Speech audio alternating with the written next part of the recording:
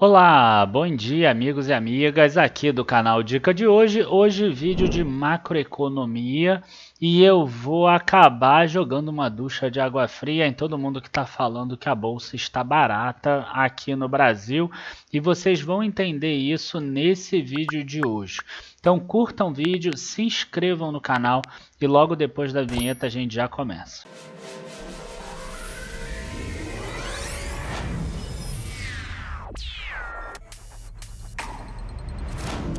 Bom, antes da gente começar a falar aqui o vídeo de hoje, né, eu acho que é importante a gente dar dois recados, porque eu acredito que o vídeo de hoje vai ser uma ducha de água fria que vai fazer com que as pessoas façam a coisa errada.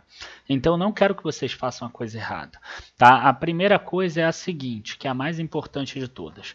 Vocês provavelmente vão ver no vídeo de hoje, por A mais B, que a bolsa não está tão barata assim como o pessoal fala, e aí vocês vão querer deixar de aportar na bolsa e isso é uma coisa errada. Tá? Você não deveria fazer esse tipo de coisa por alguns motivos. Um deles é eu posso estar errado.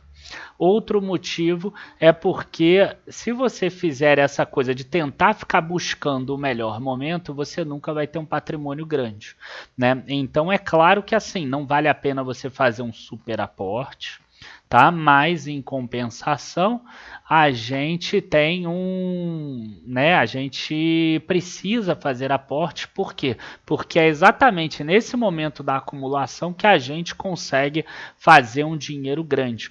Então, eu sempre costumo falar lá no TCP, que é o nosso curso mais para potencial de crescimento que a gente deve lançar em janeiro, o seguinte, que ganha muito mais dinheiro, aquela pessoa que investe R$ 1.000 todo mês e na hora da alta ela tem lá 50 mil investido, mesmo que demore 4 anos, do que aquela pessoa que espera e na hora que precisa investir ela não tem os 50 mil.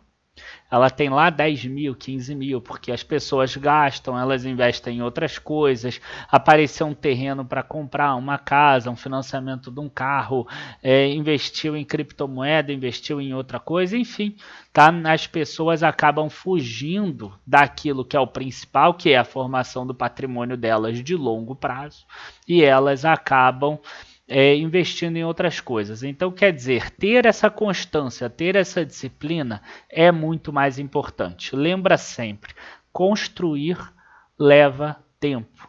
Construir leva tempo. Isso precisa ser um mantra na tua vida inteira, tá? Construir uma relação duradoura de amor dura tempo. Construir uma relação com os teus filhos dura tempo.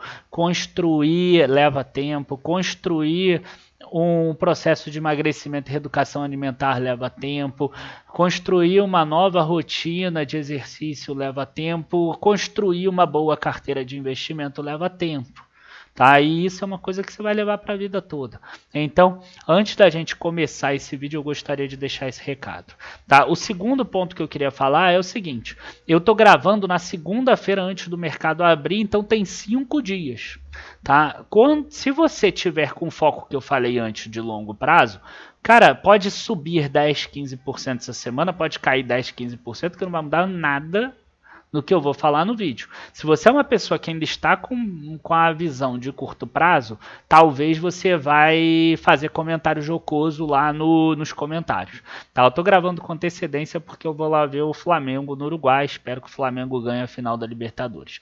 Então, assim, não faz a mínima diferença mesmo que a bolsa suba 10% ou caia 10%. Claro que se cair 10%, vai ter um desconto maior em relação ao que a gente vai calcular nesse vídeo de hoje, tá? Então, gente, vamos dar uma olhada aqui, ó. Primeiro, por que muita gente tem falado que a bolsa está barata? Porque existe um site aqui, o Oceanos 14, que é um site muito bom, que eu uso, tá? Mas que ele tem esse gráfico aqui, que ele fala do histórico preço sobre lucro do Ibovespa. Tá? Na verdade, ele até coloca certo aqui, ele coloca Bovespa, porque a Bolsa de Valores do Estado de São Paulo, que é a B3 hoje em dia. E ele não coloca o Ibovespa, então quer dizer, não é do índice Ibovespa. Então, aqui o histórico considera todas as empresas listadas no site, não apenas as empresas listadas no Ibovespa. Os dados são calculados e salvos diariamente e é ponderado pela liquidez de cada papel. tá? E não é pelo valor de mercado de cada papel. Então, valores pequenos que aumentem muito a liquidez podem acabar tendo um peso maior, e como a gente tem uma queda aí mais forte do preço das small caps, quando tem uma queda forte, a gente acaba tendo um aumento de volume de negociação.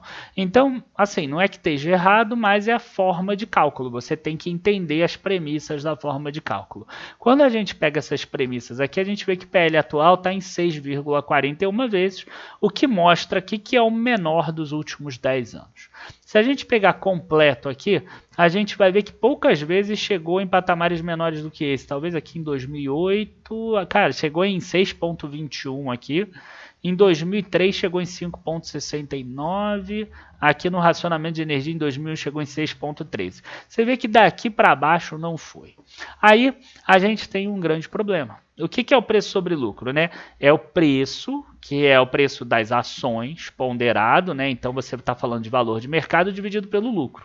Para o preço sobre lucro subir, a gente costuma pensar assim, se o preço sobre lucro é 6 e a média é 12, as ações têm que dobrar de valor.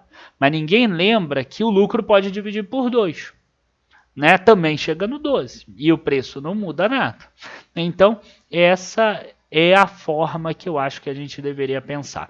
O que eu estou querendo propor aqui agora, que eu vou mostrar uma planilha para vocês, é que o preço da ação pode até não subir. Na verdade, o que eu imagino é que no ano que vem vai ter uma queda de lucro absurda. Tá? Inclusive, na segunda-feira de manhã, saiu no Valor Econômico, que eu não vou postar aqui a matéria porque é do jornal, né? Então eu tenho dúvida com relação a se eu posso colocar aqui ou não, mas eles chegam e colocam assim: balanços preservam ganho em meio à piora do cenário econômico. Só que na hora que você vai lendo a matéria, você vê que teve uma perda de margem, uma perda de lucro muito grande, segundo trimestre para o terceiro trimestre.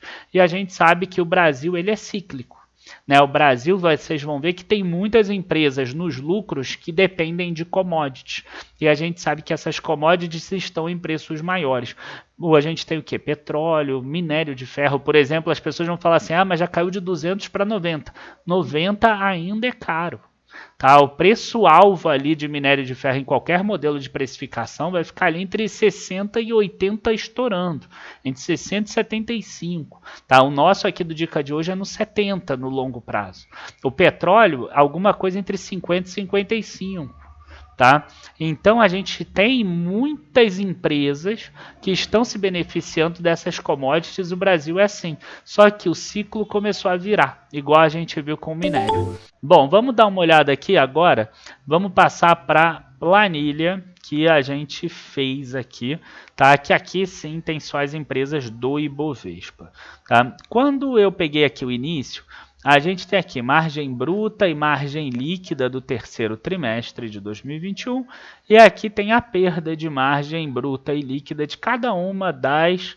São 90 e poucos códigos, eu tirei 5 delas que tem código repetido, tipo Petrobras 4 e Petrobras 3, Bradesco 4 e Bradesco 3, tá? Tem Gerdau e Gerdau Metalúrgica, que é apenas a holding da outra, que só investe na Gerdau, diferente de Itaúsa, que investe em várias empresas contra Itaú, tá?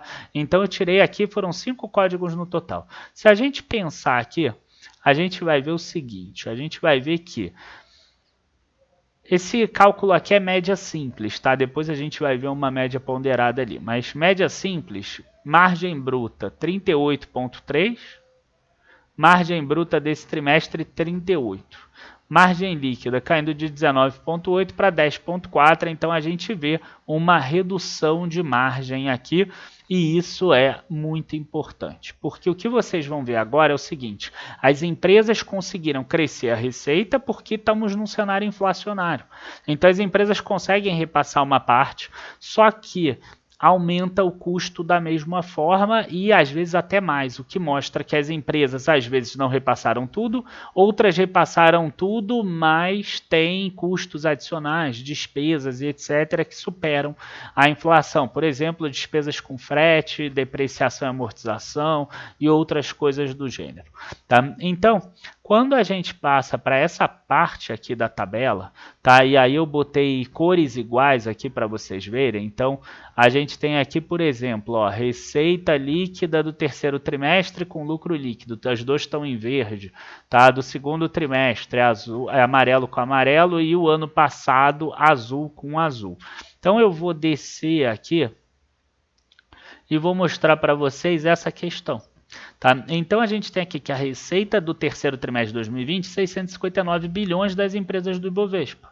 Isso somente naquele trimestre. 800 bilhões de reais aqui, segundo trimestre, 856 bilhões no terceiro trimestre de 2021. A gente vê aqui um crescimento de 30%. Frente ao ano passado, que ainda tinha muito impacto do Covid, alguns shoppings fechados, etc. Só que eles não representam tanto. Quem representa muito aqui, ó, Petrobras, Vale, JBS, aqui tem Itaú Unibanco também.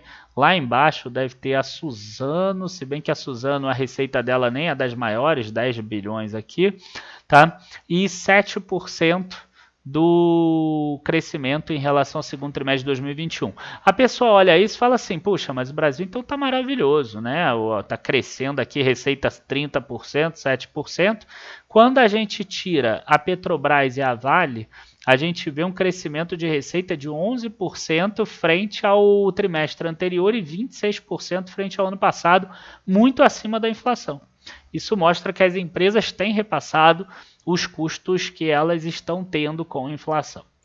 Agora, a gente tem que fazer uma análise um pouco maior, né? E aí a gente acaba indo para o lucro líquido, mesmo sabendo que o lucro líquido acaba impactando em variações cambiais lá dentro das despesas financeiras, e a gente teve um terceiro trimestre que o dólar acabou subindo, mas só isso não explicaria toda essa queda.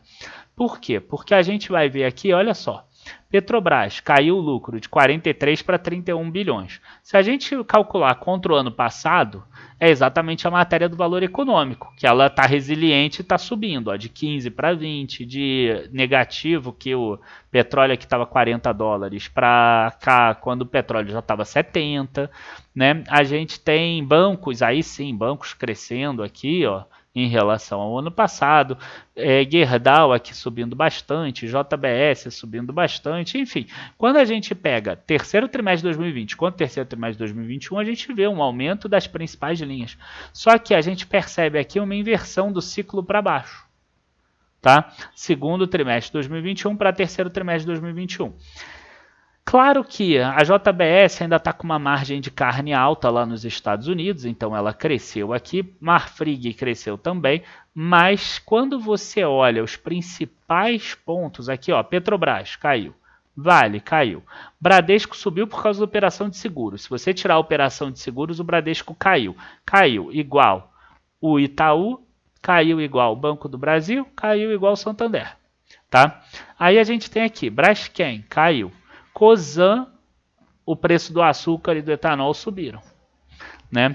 Aí a Copel, teve a venda da Copel Telecom. Tá? Eu esqueci de falar que o Itaú aqui teve a cisão da XP, que acabou trazendo um ganho também adicional, mas mesmo assim teria caído. Tá? E qual outra que passou? Ambev, essa sim teve um resultado espetacular, a gente já escreveu, essa sim é uma inversão, é o contrário do que a gente está vendo. Aí Itaúsa queda, Marfrig a gente vê uma alta também, que é a mesma situação da JBS. E aí aqui a gente entra, Usiminas, uma queda aqui bastante expressiva por causa da queda da mineração, que é a mesma coisa que fez a Vale cair. Aqui, que é a mesma coisa que fez a CSN, que está aqui, ó, cair também, de 5.500 para 1.300. Ah, Daniel, então por que a Gerdau aqui não caiu? A Gerdau subiu. Não, aqui embaixo. Porque a Gerdau ela não trabalha com minério de ferro, ela trabalha com sucata de ferro, e aí é outro modelo de negócio. Por isso que a gente precisa aprender a trabalhar com os modelos de negócio. Então o que a gente faz? Né? A gente tira a Petrobras e a Vale para ficar com a amostra menos volátil. Por quê? Porque essas duas aqui, olha só, elas representam 51,8 bilhões do lucro, de 125 bilhões no total. Então, só duas empresas representam 40% do lucro do Ibovespa. né? Já teve épocas em 2015 que os 4 bancos representavam 70% dos lucros do Ibovespa. Aí a gente tinha que tirar os bancos, era diferente. Tá? Teve épocas que a Oi tinha prejuízo de 30 bilhões, por exemplo. Aí a gente tinha que tirar a Oi. Então a gente sempre tira aquela que vai ficar mais volátil. Então, mesmo tirando essas, a gente vê uma queda de 101 bilhões para 73 bilhões. Aqui eram 83 bilhões, agora é 52 bilhões das duas, né, da Vale e da Petrobras. Então, mesmo excluindo isso, a gente vê uma alta muito forte em relação ao ano passado, de 42 para 73, mas a gente já vê uma queda forte de 101 para 73. Tá? É óbvio que bancos e seguradoras devem crescer o lucro, mas em um trimestre eles vão representar quanto? 22, 25, 26 bilhões, 27 bilhões? E se as empresas de commodities elas acabarem tendo prejuízo, que pode acontecer se a gente pensar mais 3 trimestres para frente? Esse número aqui pode cair muito. E aí eu entro na próxima parte, que é exatamente o valor de mercado. Então hoje as empresas da Bolsa caíram bastante, elas já chegaram a mais de 4,5 trilhões, elas hoje estão com 3,8 trilhões de reais aqui de valor de mercado, tirando Petrobras e Vale, 3,1 trilhões de valor de mercado. Se a gente pegar esses 73 bilhões, multiplicar por 4, pegar esse número e dividir por esse multiplicado por 4, a gente tem um preço sobre lucro de 10,68. Tá? E aí 10,68, se a gente botar nesse gráfico aqui, a gente vai ter uma linha mais ou menos por aqui, assim, ó. Cara, essa linha aqui, ó, é quase que uma média. Tá? Se a gente pegar os últimos 10 anos, esse número aqui é um pouco abaixo da média.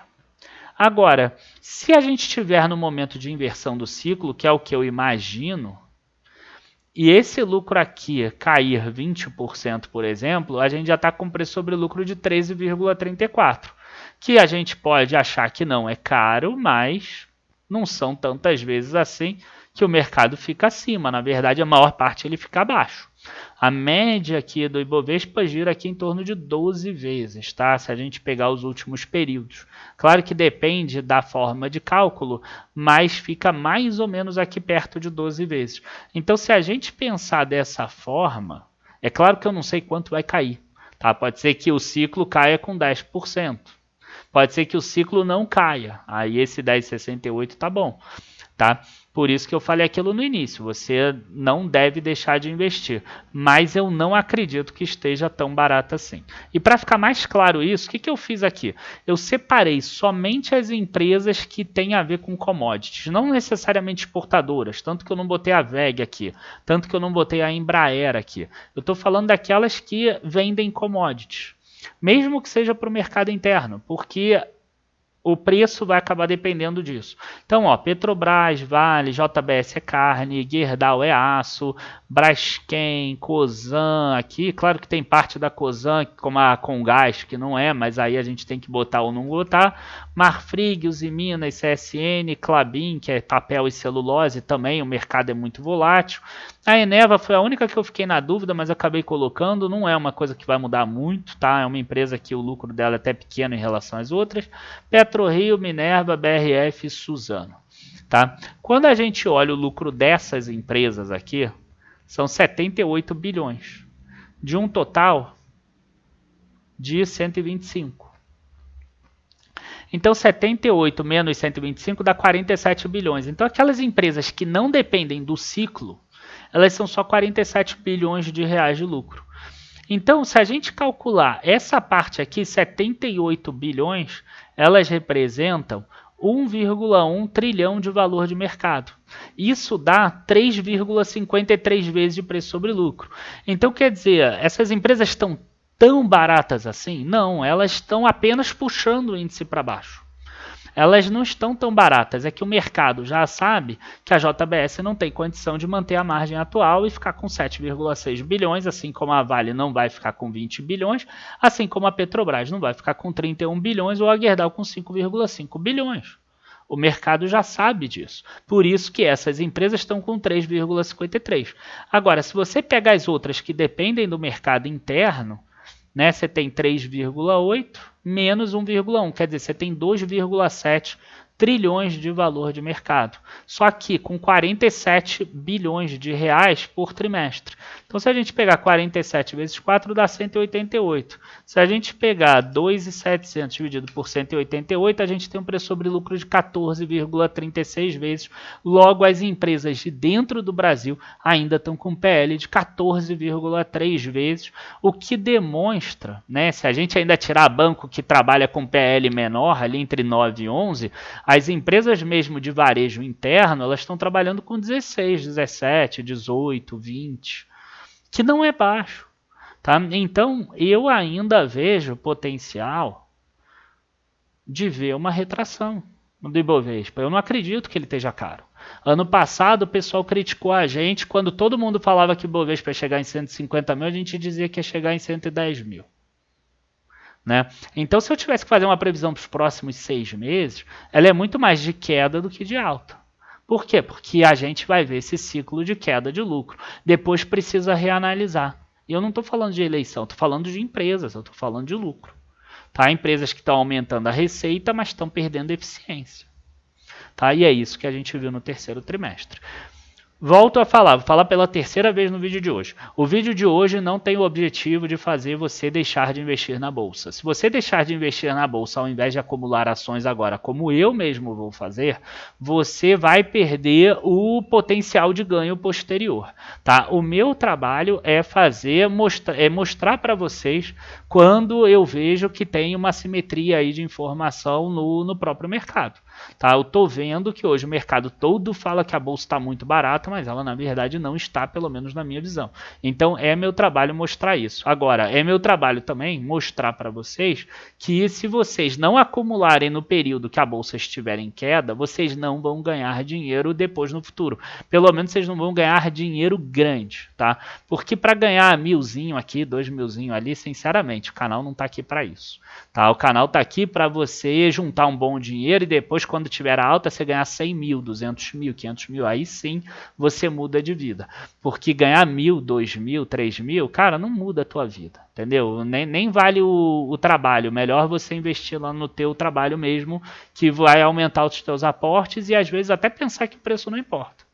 Entendeu? Se for para ficar buscando momento, então vamos buscar um equilíbrio, né? Nem preço não importa e nem quero o melhor momento para acertar o certinho qual é o ponto, tá? Então não deixem de aportar, mas saibam que próximos 6 meses para mim ainda é queda. Abraços, bons investimentos e até a próxima. Tchau, tchau, pessoal.